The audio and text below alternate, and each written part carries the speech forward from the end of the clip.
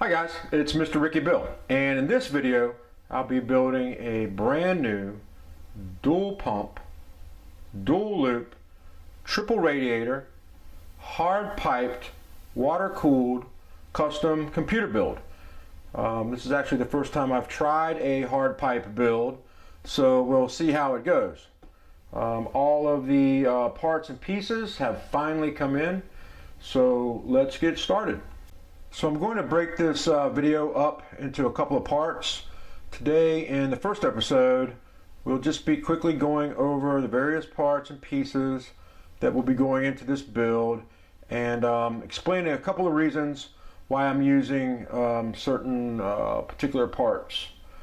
So you know, I'm really looking forward to this build. My last custom build was almost 6 years ago. You can see that build on my YouTube channel, and that computer is still running great. It was water cooled, but soft tubing water cooled build. So this will be my first ever hard tubing water cooled attempt. So anyway, let's get started with the parts. I've spent the last few weeks going over reviews, looking at benchmarks, and putting together a list of parts that I wanted for this build. I use my computer for work, so this computer is not just for entertainment, but it's also you know, is used for my work, so it needs to be reliable and functional for my needs. So anyway, for the CPU, I decided to go with the Skylake i9 7900X. The 16-core Threadripper can definitely outperform the current 10-core i9 on certain tasks and benchmarks. But this i9 operates at a higher clock speed, and it does outperform the Threadripper on certain tasks. At the time of this build, Intel only offers a 10-core i9, but an 18-core i9 is on the way. So for the time being, I've decided to go with the i9 with the X299 chipset. With the 10 CPU cores and 44 PCIe lanes, I should be set for the next several years, hopefully. Speaking of chipsets, that will bring us to the motherboard that we're going to use in this build. So I decided to go with the Gigabyte X299 Aorus Gaming 9 motherboard. It's received very good reviews, but the real reason is because I used a Gigabyte motherboard on my last build, and I really liked all of the bells and whistles, especially the overclock tuning abilities and the customizable pulse width modulation pump and fan control profiles that you could set up. Apparently this new motherboard even has a phone app that allows you to monitor various things on the CPU and also change things like the RGB lighting throughout your rig, and all this can be achieved away from the keyboard and monitor of your PC. So I look forward to checking out all these features on the motherboard. Now for the water cooling on the CPU, we're going to be using the Eek Monoblock, which will actually allow us to cool the CPU and the MOSFETs on the motherboard. This is a newly released monoblock from Eek. It was actually created in collaboration with Gigabyte by Eek specifically for these new Aorus 299 chipset motherboards. If you take a look, we'll see when we put it together, it comes with some Aorus badging, and it's also equipped with some digital RGB LED hookups to the motherboard. Next, we have the GPUs. We're going with two Gigabyte Aorus GTX 1080 Ti that will be running in SLI, and I will not have to add any water blocks since these come from Gigabyte with factory water blocks already installed. Next, our memory, going with Corsair DDR4, 64 gigabyte, 3000 megahertz, and it has some RGB capabilities with it. Now, moving on to storage, this motherboard actually has triple M.2 NVMe support, which that's great, but the problem is these M.2 SSDs are extremely expensive. A 2 terabyte M.2 NVMe SSD cost about $1,200 US. I mean, you could build an entire PC for the price of that SSD.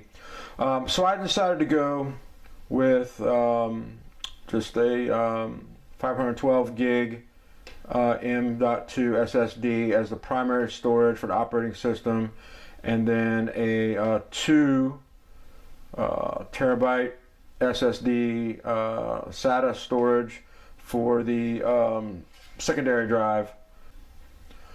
Okay, next stop is the water cooling.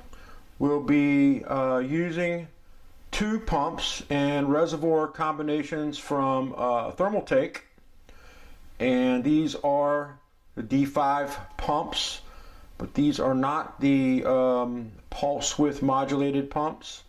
These actually are the 5-speed manual pumps, and we'll discuss that more, my reasons for that, once we get this system all put together. And also are using the Thermaltake piping and fitting kit.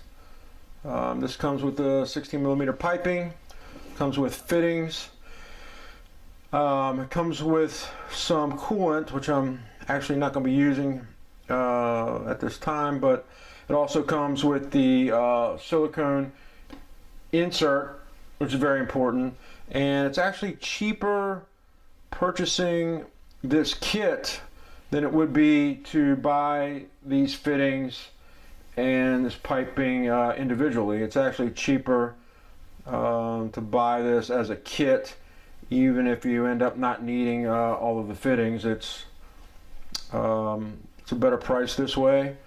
Here's the part number if you're interested, and what the kit contains. All right. Okay, now for the radiators, we're using the Alpha Cool cross-flow radiators, and there's these are the UT60, which are actually the thickest width radiators that they have in this cross-flow design. This cross-flow design has very low pressure drop through these radiators, which is important with this build that I'm building. I wanted some radiators that had very low pressure drop, and that is what these radiators have. They were very hard to get. I couldn't get them locally. I ended up having to order these radiators from Germany. Actually, they had to ship from Germany. I didn't have any luck finding them locally through Amazon or anywhere else. So anyway, they were kind of back ordered, but I finally got them. I'm using 2 240 smaller millimeter radiators, and then we're going to be using 1 480 millimeter crossflow UT60 radiator, and you'll see why I have 3 when why I've ordered 3 when we're piping this unit together. Okay, and now on to the power supply. I wanted to discuss this a little bit more than just a quick overview. You may be thinking, wow, 1600 watt power supply, that's kind of overkill, don't you think?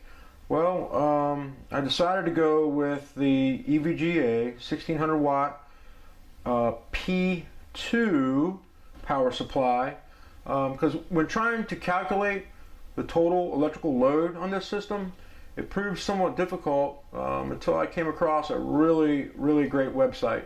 This website allows you to input all of the parts you'll have in your computer to estimate power consumption. It even allows you to adjust the CPU and graphics card overclocking set points, and even compares PSU efficiencies, and will show you the payback time for purchasing a higher efficiency PSU. It's the reason I went with the 1600 watt Platinum P2 efficiency rating rather than a cheaper 1600 watt Gold or Bronze efficiency rating. It also shows why it would be a waste of money to go for a 1600 watt top of the line in efficiency titanium rating, because if we look at the payback time, it would take several years to pay back the additional upfront costs for a top of the line titanium rated power supply. Okay, so anyway, that website is really great to mess around with, and once we get this system up and running, what I'll do is I'll compare my actual load, actual power consumption. We'll compare it to what the website claims it would be, just to see how close it is. But that's the reason for this wattage and for this efficiency rating.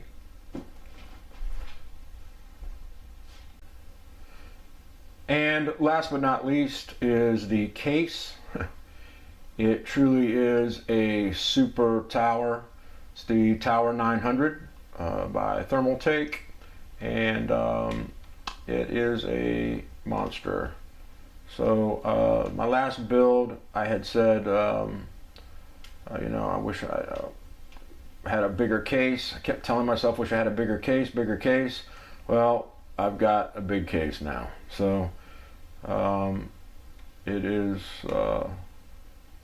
quite the monster. Okay, that's it for part one. Part two, we'll be putting this beast together. So thanks for watching.